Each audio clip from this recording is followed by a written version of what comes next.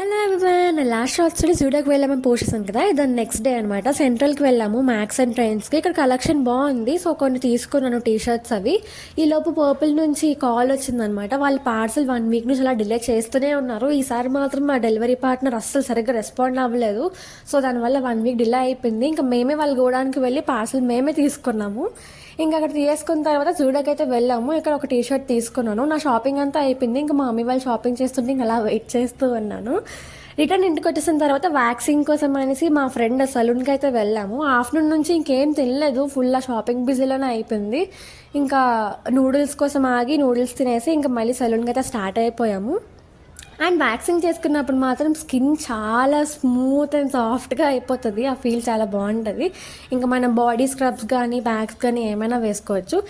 ఇక్కడ చూపిస్తున్నాను కదా కబోర్డ్ని, ఇలా ఆర్టిఫిషియల్ ప్లాంట్స్తోని వీడియోస్ కోసం అనేసి డెకరేట్ చేశాను. ఎలా ఉందో కామెంట్ చేసేయండి.